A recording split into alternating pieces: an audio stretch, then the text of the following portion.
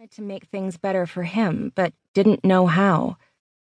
We were both orphans, most likely. I couldn't say for certain that my father was dead, but he wasn't there, and every new day withered my hope of finding him a little more. And yet, I still had that scrap of hope. Jermaine didn't.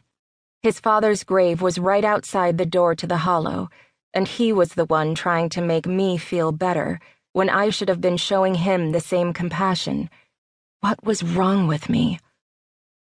"Anise is right. You are getting stronger," he said, when I sat down beside him on the bed. "Not strong enough, and I can't stay cooped up like this. I need air."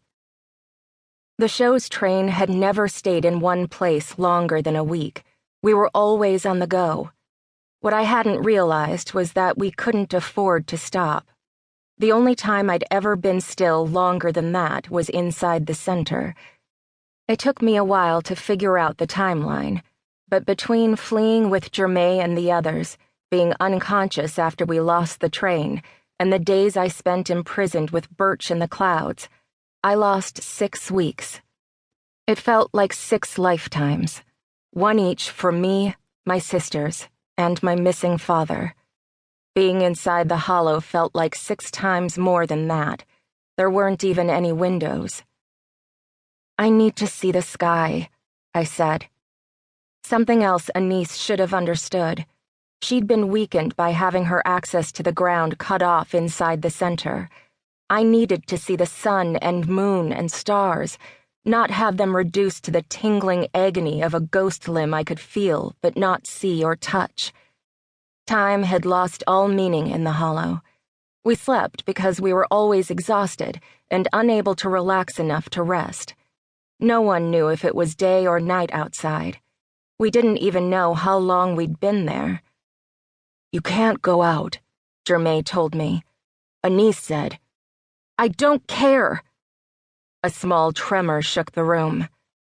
"Sorry," I said, "but that's going to keep happening unless I get out of here." "They're looking for you." Nye was looking for me. The rest of them are licking their wounds. We're under a tree.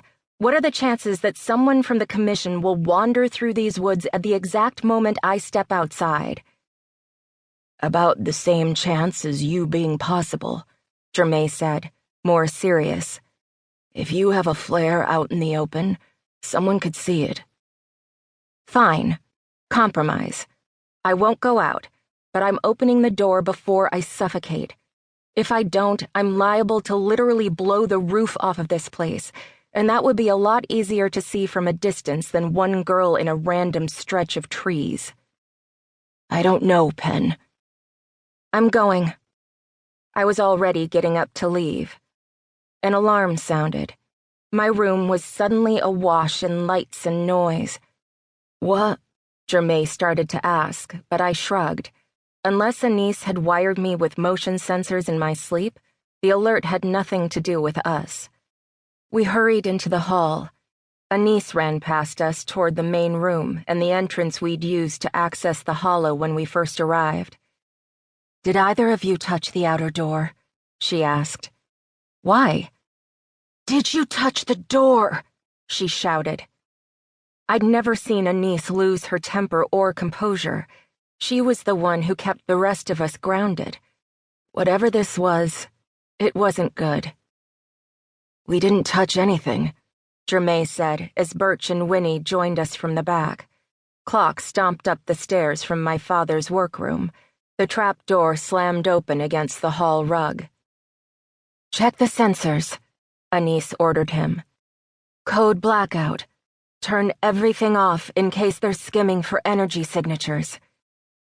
With entire cities going dark at night out of fear that the Medusi or another otherworldly race might see us, the Commission had developed ways to scan for illegal tech in areas where it was forbidden.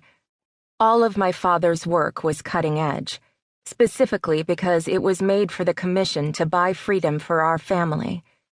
Their equipment could pick it up, easy. Clock nodded and disappeared back into the floor. 2 seconds later, the room dimmed to a candle-lit glow. "What is